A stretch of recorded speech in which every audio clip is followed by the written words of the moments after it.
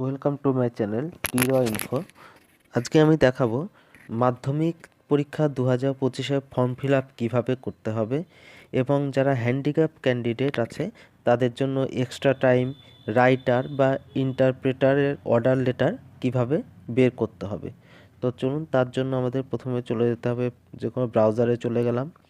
সেখানে গিয়ে আমাকে সার্চ করতে হবে wbbsedata.com।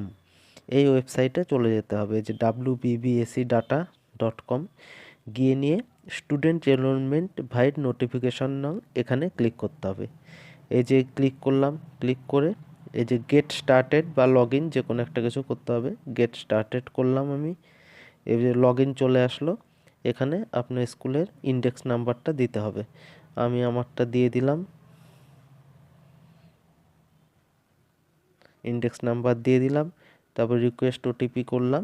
এবার ওটিপি আসবে, ওটিপি দিলেই লগ ইন হবে। সেই ওটিপি দিয়ে লগ ইন করলে এই যে এরকম ড্যাশবোর্ড চলে আসবে, এরকম ড্যাশবোর্ড পেয়ে যাবেন।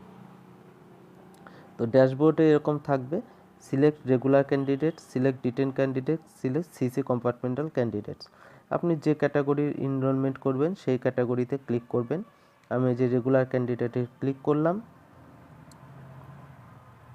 এই যে রেগুলার ক্যান্ডিডেটদের লিস্টটা চলে আসলো। যে যখন যাকে সিলেক্ট করতে হবে, এই যে জাস্ট যার এনরোলমেন্ট করবেন এই সিলেক্ট বাটনে ক্লিক করবেন। দেখুন, সিলেক্ট বাটনে ক্লিক করার পর একটা পপ আপ উইন্ডো খুলে যাবে। এখানে এন্টার ওরাল মার্কস, মানে এর সাবজেক্ট কম্বিনেশন IFE ফর 2.11, এখানে ওরালের মার্কসগুলো দিতে হবে। ওরালে 10 করে থাকে, আপনার যদি সবাইকে 10 করে দিতে চান এই যে অল 10 চেকবক্সটায় ক্লিক করে দেবেন, সব সাবজেক্টের 10 নাম্বার হয়ে যাবে। অথবা যাকে যে নাম্বার দিতে চান ওরালে, সেই নাম্বার এখানে আপনি ম্যানুয়ালি লিখে দিতে পারবেন। তো লিখে দিলেই আপনার কিন্তু লিখে দিয়ে সেভ করে দিলেই মার্কসটা স্টুডেন্টটা সিলেক্ট হয়ে যাবে। তো আমি যেহেতু এটা করব না তাই সিলেক্ট করে দেখালাম না, জাস্ট এই সিলেক্টে ক্লিক করবেন।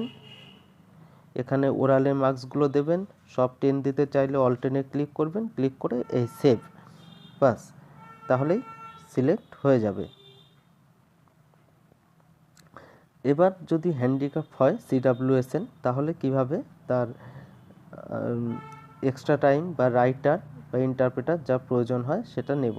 ধরুন এই যে এখানে আছে সিলেক্টের আগেই CWSN ইফ অ্যাপ্লিকেবল, এই চেকবক্সে ক্লিক করতে হবে। এটা আমি মোবাইলে দেখাচ্ছি জন্য সমস্যা হচ্ছে, তো আসছে না। যাই হোক, এই চেকবক্সে ক্লিক করলেই ওখানে আপনার 3টা অপশান থাকবে, সিলেক্ট রাইটার, সিলেক্ট ইন্টারপ্রেটার বা সিলেক্ট এক্সট্রা টাইম। তো আপনার যেটাই প্রয়োজন হবে সেটা সিলেক্ট করে দেবেন। এক্সট্রা টাইম হলে এক্সট্রা টাইম সিলেক্ট করবেন, রাইটার দরকার হলে রাইটার সিলেক্ট করে নেবেন। কারণ রাইটার যদি সিলেক্ট করতে চান তাহলে আগে থেকে রাইটারের ডিটেলটা নিয়ে রাখতে হবে। তো আর সেটা সিলেক্ট করে দেবেন, সিলেক্ট করে যা যা এক্সট্রা টাইম দিলে এক্সট্রা টাইম সিলেক্ট করে দেবেন, সিলেক্ট করে সেভ করে দেবেন। সেভ করে দিলেই আপনার অর্ডার লেটার সাথে সাথে জেনারেট হয়ে যাবে। তো এইটুকুই হচ্ছে কাজ। একটা স্টুডেন্ট যখন সিলেক্ট হয়ে যাবে, এনরোলমেন্ট হয়ে যাবে, কোনো কিছু এখানে কিন্তু আপলোড করার প্রয়োজন নেই, কোনো সিগনেচার বা ছবি আপলোডের প্রয়োজন নেই। তো আপনি কোথা থেকে দেখতে পারবেন কিভাবে যে এনরোলমেন্ট হয়ে গেল, সিলেক্ট হয়ে গেল স্টুডেন্টটা।